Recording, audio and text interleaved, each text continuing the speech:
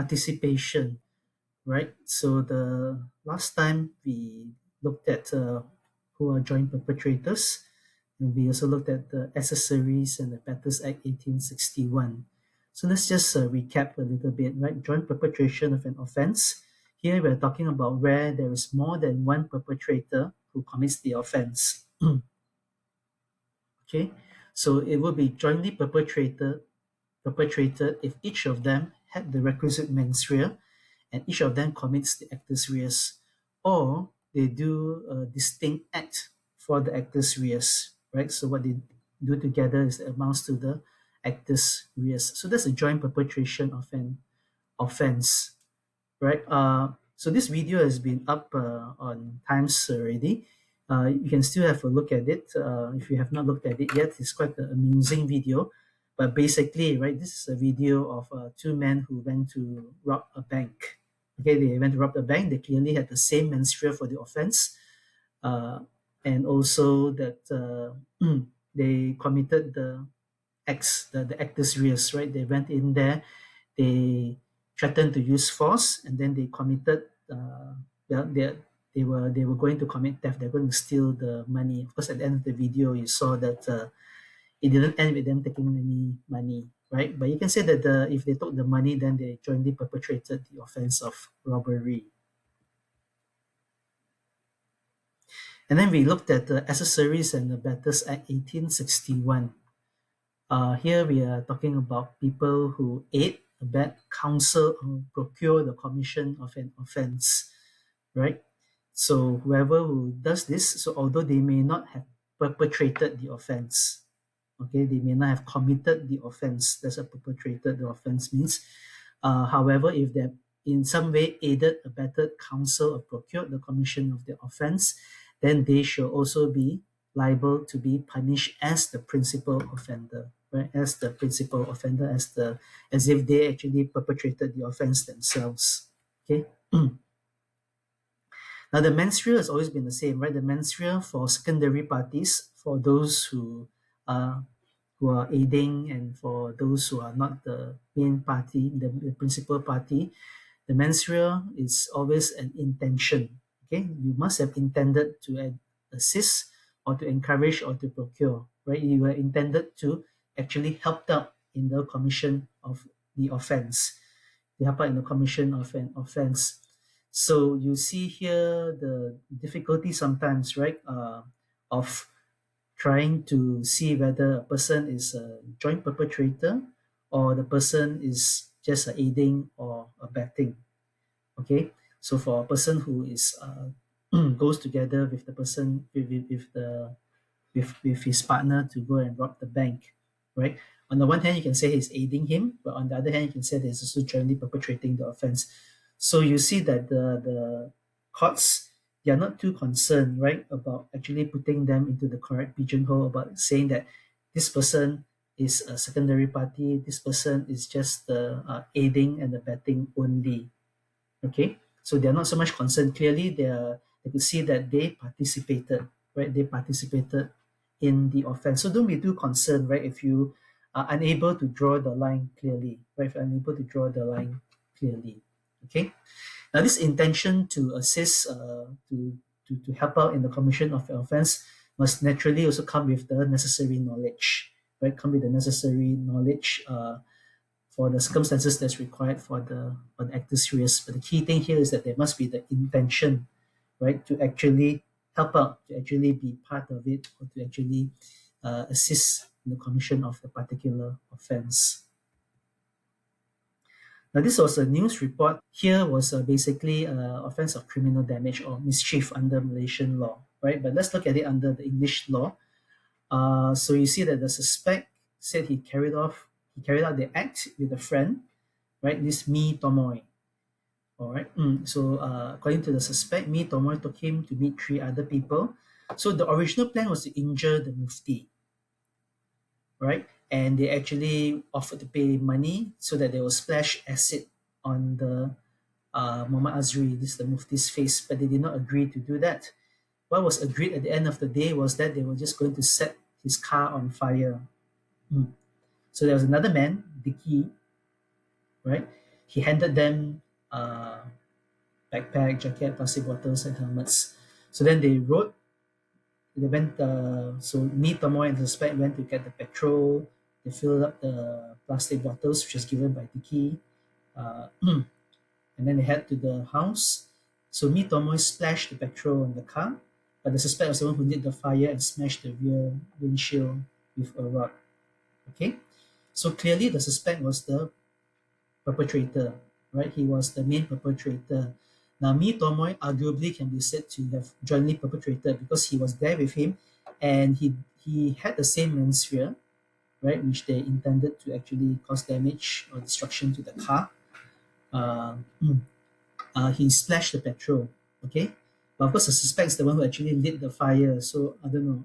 Arguably, you may want to say me, Tomoy, assisted, aided in the commission of it by splashing the petrol, but it was a suspect who was the one who lit the fire. But at the end of the day, it doesn't matter because, as we have seen, if you have aided, if you have aided in the commission of an offense, you will be considered to be the principal perpetrator also, right?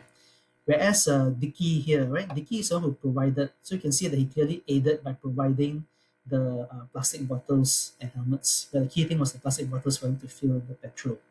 So Dicky, not a joint perpetrator, he wasn't there at all. He just provided assistance only. He aided them by providing the material, these things, right, including the plastic bottles. So I thought it's a good illustration to see joint perpetration, to distinguish joint perpetration as well as aiding and abetting. Mm. Right. Now, the tricky thing would be that, well, this has been described as the vanilla flavored, right? The vanilla kind, right? It's a very straightforward situation. We're talking about two people or more. They go together, they have the same menswear, and they commit the same actus reus or they commit part of the actus reus. It's very straightforward, very plain. Okay, sorry for those who like the vanilla flavor, but it's considered to be very plain. I myself am not a big fan of vanilla flavor. I prefer strawberry and well, some other more interesting flavors. Okay, I mean raisin. Haagen-Dazs had this brandied cherry flavor, salted caramel, right? Okay, but anyway, yeah, vanilla is boring, but I still buy vanilla ice cream because vanilla ice cream is you can do so many things with it, right? You can add so many things on it to make it so interesting. Okay, uh, the question then is that what if another offense takes place, right? What if these joint perpetrators go and commit one offense, offense A, and then in the commission of the offense, offense B takes place, right? Offense B takes place, okay? So what's going to happen to the others who did not commit the offense B, but who are part of this joint criminal venture? So that's the interesting question, okay? For example, we talked about robbing a bank earlier on, right? What if they go in there and the plan was to rob a bank? Okay, the plan was to rob a bank. But while they were robbing the bank, one of the robbers committed murder. Okay, one of the robbers committed murder. So will the other robbers also be liable for that murder or not? So just like the video that we saw, the funny video about the bank robbery. So if he actually shoots the teller, right, what is going to be the criminal liability of his partner or the person who's waiting in the car outside or the person who's standing outside the bank to keep an eye out?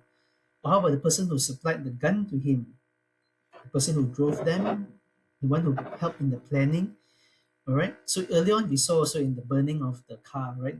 The person who actually planned with them, or who encouraged them, or who advised them, or who told them, procured them to actually commit the offense, they will be equally liable for the criminal damage also, right? Uh, but what happens if, in the midst of committing the criminal damage or burning the car, somebody else does something? something extra, okay, will all of them also be liable for it or not? So we call this the non-vanilla flavored type. Okay, not so straightforward after all. So let's consider the situation, right? D1 and D2, they have the common intention to commit crime A, right? The plan and the intention, they agree already, they're going to commit crime A. So for example, okay, I'm still talking about Avengers Endgame.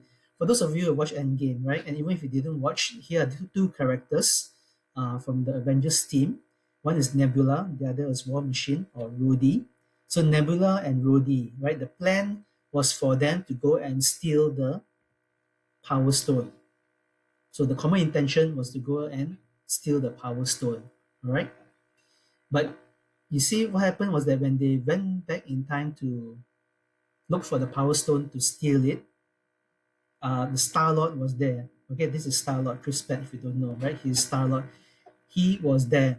And what Rhodey did was that he actually physically assaulted him, right? So he knocked out Star-Lord. So basically, he committed a non-fatal offense on Star-Lord. Okay?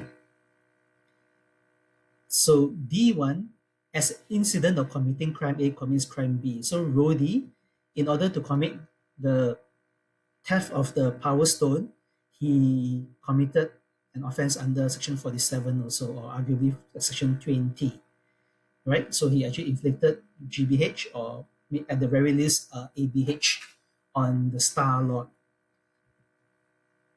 So then the question would be, would D2 also be equally liable, right? Would D2 also be equally liable? Now, D1 and D2, they have common intention to commit crime A, clearly, then both of them can be liable for crime A. But if D1 commits crime B as an incident of committing crime A, the question is that will D2 also be liable for crime B? And under the old law, so please do take note, under the old law, D2 will be liable for the crime B if D2 had foreseen the possibility that D1 might commit crime B. So all is needed for D2 to be liable, equally liable, is that if D2 could have foreseen the possibility that D1 might commit crime B, right? That D1 might commit crime B. So if D2 could have foreseen that from happening, to foresee that to have happened, or to foresee that to happen, then D2 will also be equally liable, right? That is the old law. Now this is called the parasitic accessory liability, right? The parasitic accessory liability. This term was actually coined by Professor Sir John Smith, right? So he is an academic, but a very well respected academic, so much so that the Supreme Court, in the case of Genango, actually adopted this description, right? Parasitic accessorial liability, right? You're an accessory. Parasites basically live off another person. Okay, so he described this kind of liability as parasitic accessorial liability, and this was actually the authority for this was actually found in the case of Powell and Daniels. So Powell and Daniels is a House of Lords decision, right? And in Powell's and Daniels, it was the authority, right? Because it was a House of Lords decision, so it was the authority for many years until very recent. In Powell's and Daniels, basically the facts, quite interesting. The facts of the case was that three men went to a drug dealer's house. They knew that one of them was armed. Okay, they knew that one of them was armed, and the plan was actually to go and buy drugs. But what happened in the end was that the drug dealer was shot and killed. Right, he was shot and killed. So Powers and Daniels were charged for murder, right? Powers and Daniels were charged for murder because clearly the drug dealer was killed and he was killed with the intention to be killed, right? The way of how he was shot. Now the problem was that they don't really know who was the one who had the gun and shot the drug dealer. And if you, some of you may be asking, so there are three men here, but only Powell and Daniels, right? Only Powell and Daniels are in this case. Okay, the third person, well, was an unknown person, but they know that there's three of them. And the fact of the matter is that one of them had a gun and one of them shot the drug dealer. Okay, and it was also established that the other two who didn't do the shooting knew that one of them had the gun. So Powell and Daniels, I suppose the plan was that no, it wasn't me who had the gun. Daniels said no, it wasn't me who had the gun, and perhaps you could say that was probably the third person who had the gun. So we didn't have the gun. We were just there to actually deal in the drugs. But the court concluded that they could have foreseen, right? Doesn't matter who had the gun, right? Clearly, they knew that one of them had the gun, Powell or Daniels or the third person, but all of them knew that one of them had the gun, and whoever had the gun clearly committed the murder. The other two clearly knew that the gun was brought to the scene, and could have foreseen that it was going to be used, right? That it could have caused death or serious injury. So it was held that all three of them would have been guilty of murder, right? All three of them would have been guilty of murder. Now, House of Lords actually applied the Privy Council's decision of Chan Wing Sui, right? Privy Council decision of Chan Wing Sui. So Chan Wing Sui was the case which actually started out this parasitic accessorial liability, which was followed by the House of Lords decision in Powell and Daniels, and of course Powell and Daniels being House of Lords became the authority, right? So basically, what Powell and Daniels is saying is that if you could foresee, uh, crime B to take place, then you will be liable for it. Now, this decision has been criticized for many years, right? Because it provides a less stringent requirement on the mens rea for the secondary perpetrator. Okay, so the example would be crime of murder, right? Primary perpetrator, he kills the victim. His mens rea that's required to be proven beyond reasonable doubt is that he must have intended to kill or intended to cause grievous bodily harm. All right, so that's for a primary perpetrator. But according to Powers and Daniels, for a secondary perpetrator, right, all you need to show is that he could have foreseen that the primary perpetrator would have committed the offense. So it seems to be a much less stringent requirement, right? So the secondary perpetrator does not need to have intention to kill or cause grievous bodily harm, right? There's no requirement to prove that. All they need to show is that he knew that the primary perpetrator might kill. So basically, he could foresee that this is something that could happen, right? Something that could happen. So for the main perpetrator, the one who actually does the killing, the mens rea is you must have intended to kill or cause grievous bodily harm.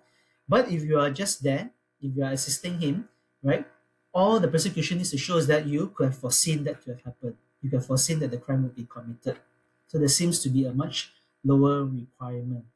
Now, this was recognized in Powers and Daniels, right? In Lord Hutton, in the House of Lords, basically said this, held this, right? But the rules of common law are not based solely on logic.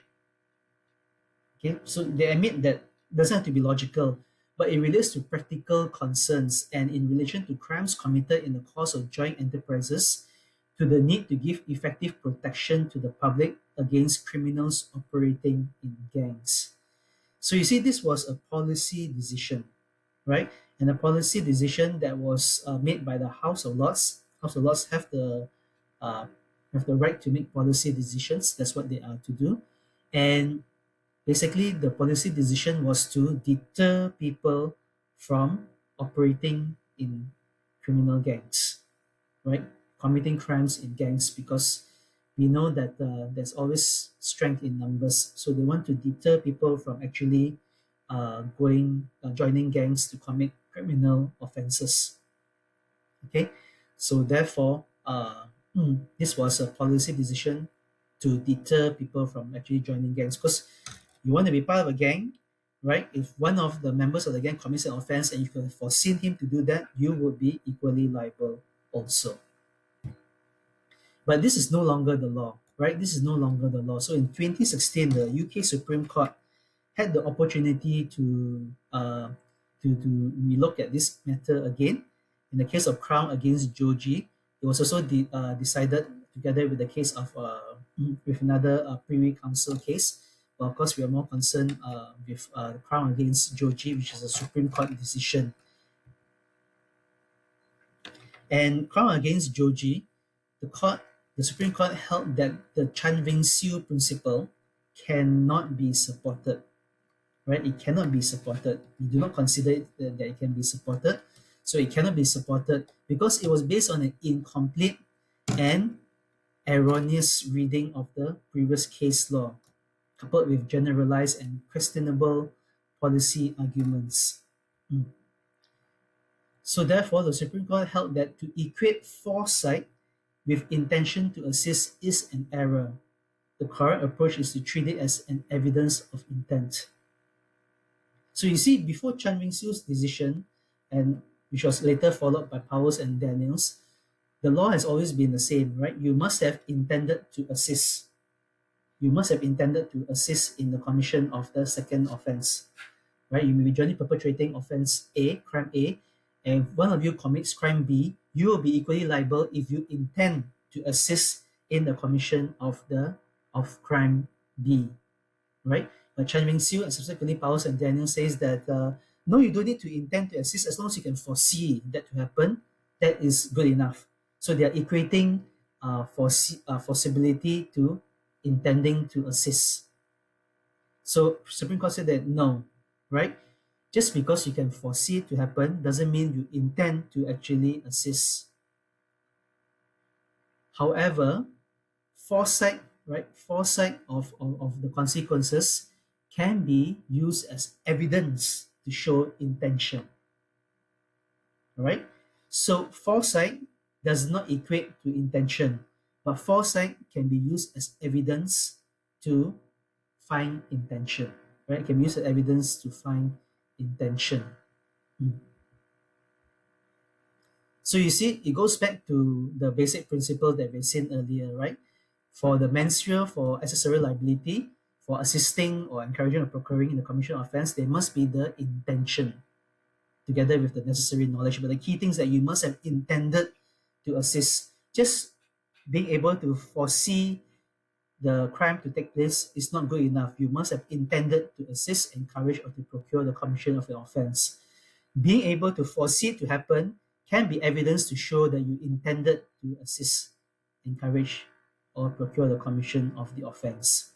So you see, Joji brings the mens rea back to how it used to be and makes it consistent with what we have seen earlier on. Okay, so the correct approach is to treat foresight as evidence of intention, right? To treat foresight as evidence of intention. Now, if you read the case of Joji, they also went on to talk about, is it right to reverse earlier decisions? Because many decisions have been made based on Powers and Daniels. And you can't blame them because most of these cases were decided by Crown Court, by Court of Appeal, right? All these courts which were bound by the House Law's decision in Powers and Daniels. So the Supreme Court said that, yes, it is time for us to reverse the earlier decision because now we have a benefit of a much fuller analysis. They recognized that the Powers and Daniels and the Chan Wing Siu's principles was controversial, right? Controversial as well as difficult. And in view of the fact that the law on this is not it's not a statutory, it's not provided for by statute. It is common law, right? All this about participation, joint enterprises, right? It is common law, so they cannot depend on Parliament to actually amend the law. So therefore, the courts are to be the one to actually make the change, make the correction. And what's interesting also, at least for me anyway, is number four, is that the old law was inconsistent with the law on oblique intention, right? If you remember oblique intention, which you should remember because you need to apply it also. Um, Oblique intention is when a person, sorry, is when an outcome is a virtual certain consequence, and right, and the person and the accused knows that it was a virtual certain consequence, right? So whether he uh, having foresight, being able to foresee it is not enough. He must be able to know that it was a virtual certain consequence, right? And if he knows that, then it will be taken as evidence to find intention. So similarly here, foresight of consequences is taken to be evidence to find intention, right? And finally, Supreme Court addressed the issue that we looked at just now, the lower menstrual requirement, right? That's wrong. That cannot stand. The fact that the secondary party, the person who aids in the commission of offense, can be found guilty, equally guilty, right? Uh, but the menstrual requirement is lower. All you need to do is just to be able to foresee it to happen, whereas the primary perpetrator must have the intention. But then both of them will be charged for the same offense. So therefore, that is clearly not right.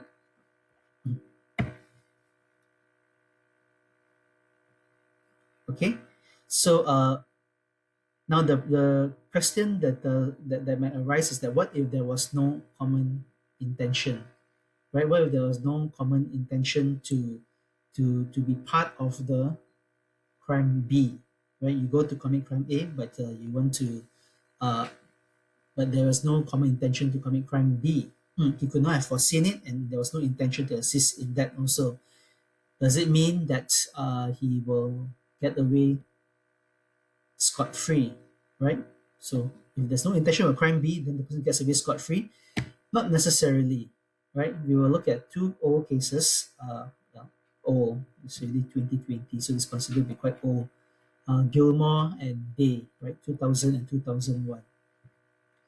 Now, in the case of Gilmore, uh, it was regarding the accused, in this case, who knew that the petrol bombing was planned, right? So he was part of the plan. He actually drove those people to actually carry out a petrol bombing, right?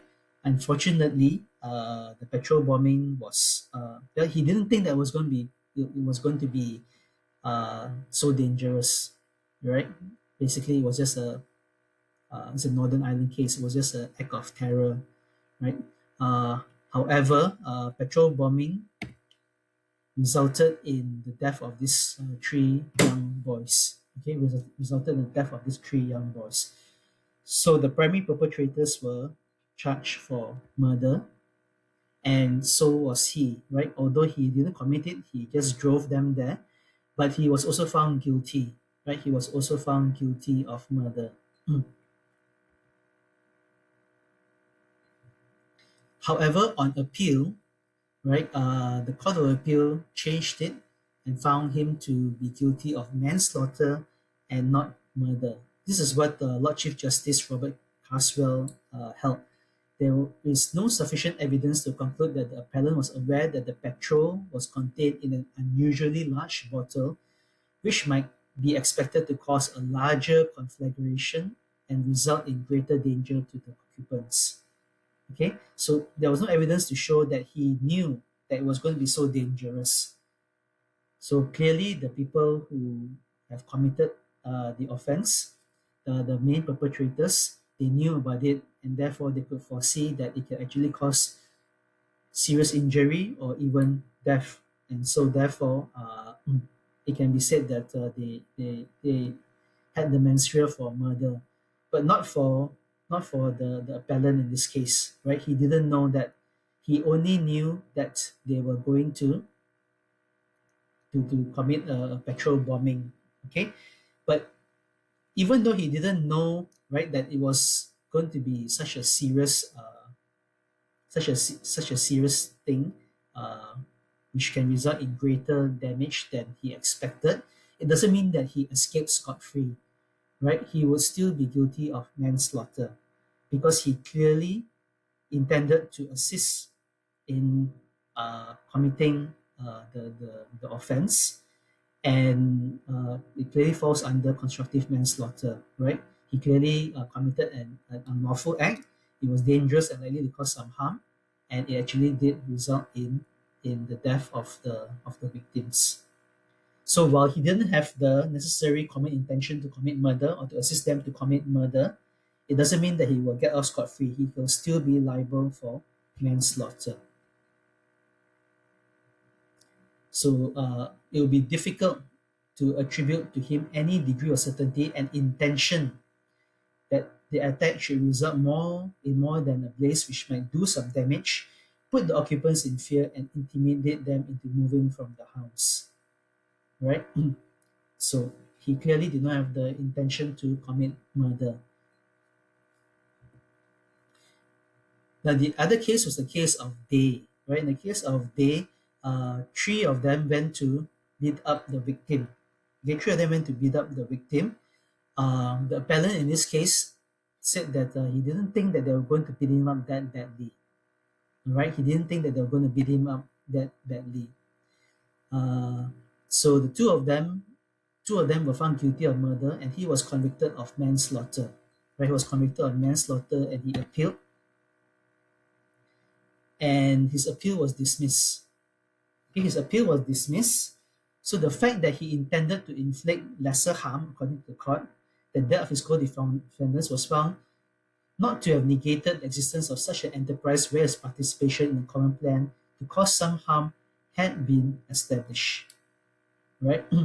So he said that I had no intention to cause serious harm, right? To cause judicial. Therefore, I should not be guilty of murder. And in fact, he was not guilty of murder. He was still found guilty of manslaughter, and that was good. The court of appeal says that yes, that's fair, right? You clearly intended to cause some harm, right? You clearly intended to cause some harm, but you knew that the act was dangerous, and therefore it can amount to constructive manslaughter.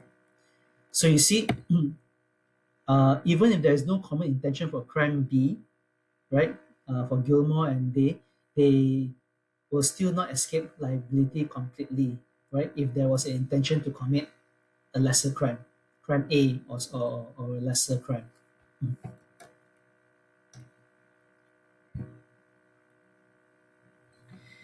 But the last thing we're going to look at is the issue of withdrawal, right? When you are part of a joint enterprise, can you withdraw from it or not, right? Can you withdraw from it? Can you, originally you planned that tomorrow we are going to commit the offense.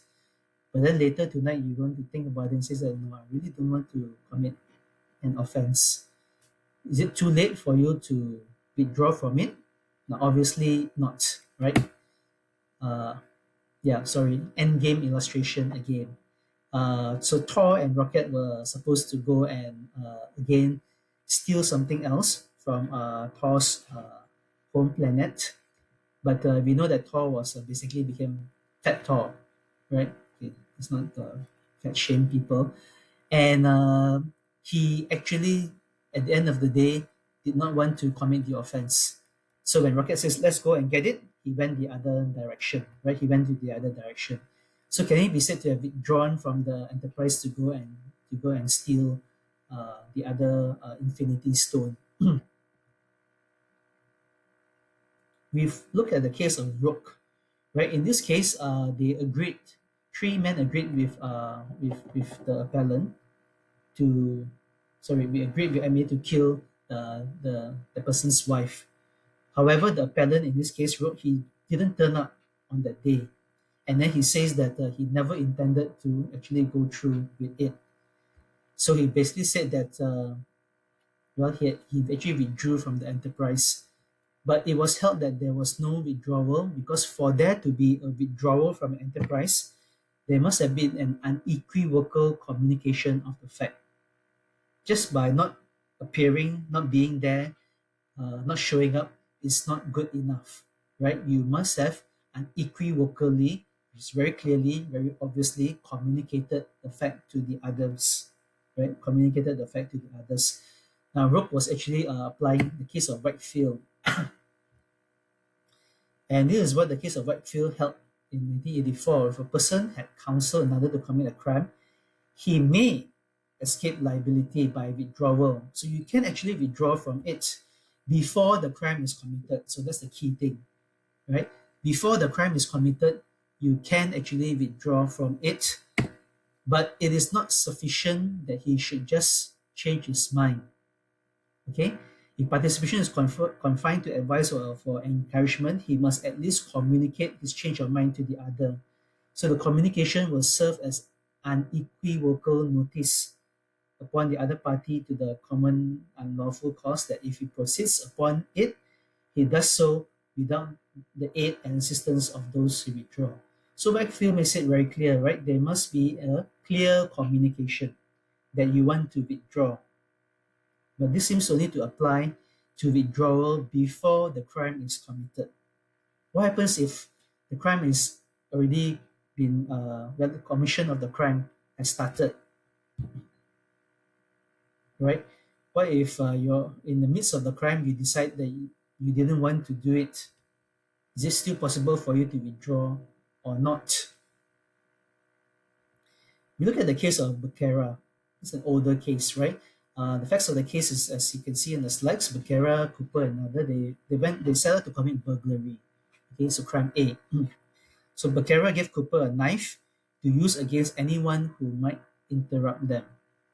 So he knew that the plan was that if anyone is going to interrupt them, you're going to use the knife to kill the person or to at least cause or to wound that person. So while they were committing burglary, they heard somebody approaching, and Becerra said, come on, let's go." So they were already committing in the commission of the burglary already when he decided that he wanted to withdraw from it. He says, "Come, let's go." However, Cooper stayed and stabbed the man to death. Now, Becerra was held to be also guilty and liable for the death of the victim, right? Because the court held that just by leaving, okay, just by saying "come, let's go" and leaving is not a good withdrawal from the joint enterprise, especially since in this case you have already started to commit the offense. You already started to commit the offense. You're already part of it. Unlike Whitefield, right, where it stated that if you have not committed the offense yet, you can withdraw anytime, right? You can withdraw anytime, okay? Of course, you can still be liable for other offenses like encouraging. We'll be dealing with this later on, right? Encouraging the commission of an offense, or even the offense of conspiracy. But those are inchoate offenses. But for the actual offense itself, you would have withdrawn from it. However, in the case of Becerra, they were already committing the offense. So there was held that there was no actual withdrawal. So does it mean that if you are already committing the offense, you can never withdraw from the joint enterprise? What if halfway through, right, you're in the bank, you're already pointing the kind of people, and then suddenly you feel bad about it, and then you said that no, I don't want to be part of this anymore. Okay, so generally the law does not allow, because you have already committed it, right? The crime has already been committed. So although it's not been completed, or you have not completed committing it yet, you have already committed it. Okay, so you normally would not be able to withdraw. However, in the case of Becerra, there's a question mark here because it's not the ratio of the case, but it seems to imply that perhaps Becerra would be able to withdraw if he physically intervened, right? If he physically stayed on and stopped Cooper from actually killing or using the knife on the victim. Okay, so there's a question mark there, right? Because in the Australian jurisdictions, it seems to be accepted. However, there are no case law under English law. Although the case of Becerra seems to imply that, right, that if he actually stayed on, and then if he actually withdrew, he should have stayed on and stopped Cooper from committing the offense. Okay, so that's basically it, right, for this final part of the lecture on participation. So as we have seen, joint perpetration of the offense is when there's more than one person who actually perpetrates, who actually commits the offense, right? They all have the same mens rea. Each of them commits the actus reus, or they commit part of the actus reus, right, for that offense. Okay, but what if another offense takes place? According to Joji, right? uh, everybody, the co-perpetrator will also be liable, right, if he has the intention to assist in the commission of the second offense.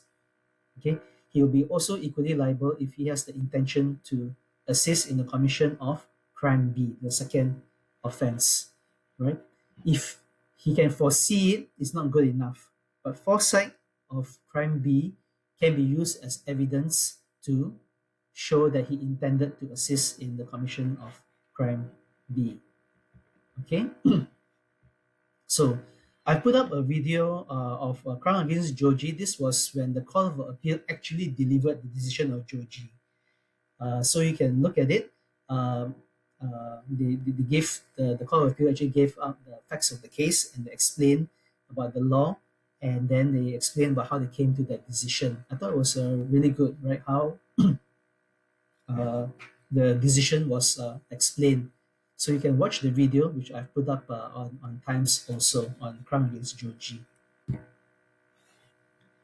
Finally, in order to withdraw from the commission of the offense, there must be an unequivocal communication of the fact, right? It must be clearly communicated, and it must be clearly communicated before the commission of the offense.